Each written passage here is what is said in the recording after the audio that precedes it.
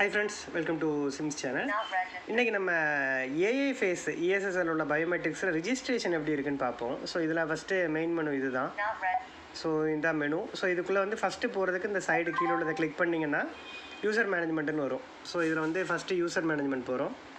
User management போயிட்டு new user. So new யூசரில் என்ன employee ஐடியோ அந்த ஐடி, இப்போ டிஃப்ரெண்ட்டாக ஒரு ஐடி இருக்குது, அவங்களுக்கு எம்ப்ளாயி கோடு இருக்குன்னா அந்த எம்ப்ளாயி கோடு என்னவோ அதை கொடுத்துக்கோங்க. கொடுத்துட்டு ஓகே. தென் வந்து நேம் இதில் டைப் பண்ணால் நீங்கள் நேரடியாக இதிலே டைப் பண்ணிக்கலாம்.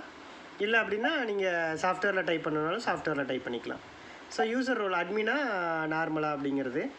இப்போது நார்மல் யூசர்னால் மெனுக்குள்ளே போக முடியாது, சூப்பர் அட்மின்னா மெனுக்குள்ளே போகலாம், அவ்வளோதான். மித்தபடி வேறு ஒன்றும் ஃபீச்சர்ஸ் இல்லை. இப்போ நேராக ஃபேஸ் ரிஜிஸ்ட்ரேஷன்.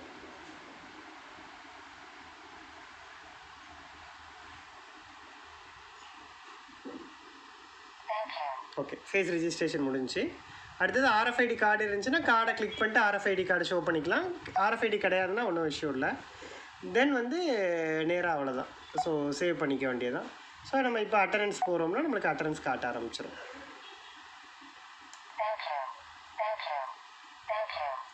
ஸோ நம்மளோட இதே காட்டுக்கு அவ்வளோதான். ஸோ இந்த மாதிரி கண்டினியூஸாக அட்டண்டன்ஸை ஸ்டாப் பண்ணுறதுக்கு என்ன பண்ணணும் அப்படின்னா, இந்த மெனுவில் போயிட்டு சிஸ்டமில் அட்டண்டன்ஸில் அதில் வந்து இந்த டூப்ளிகேட் பஞ்ச் பீரியட் இருக்கும், இது ஒரு 4 மினிட்ஸ் கொடுத்து விட்ருங்க.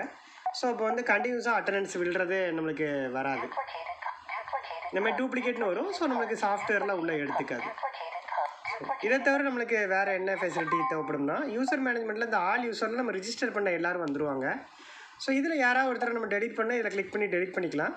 இல்லை ஃபேஸை மாற்றணும்னா எடிட் பண்ணிவிட்டு எந்த ஃபேஸோ அதை நம்ம மாற்றணும்னா அப்படியே ஓவர் ரைட் பண்ணி மாற்றிக்கலாம். ஸோ இதுதான் ஆல் யூசரில். ஸோ நம்ம இதை வேண்டாம்னா டெலிட் பண்ணோம்னா இதில் போய்ட்டு டெலிட் யூசர் கொடுத்துட்டோம்னா டெலிட் யூசர் ஆகிக்கும். ஸோ இவ்வளோ தான் இதில் ரிஜிஸ்ட்ரேஷன் பண்ணக்கூடியது. Okay, thank you.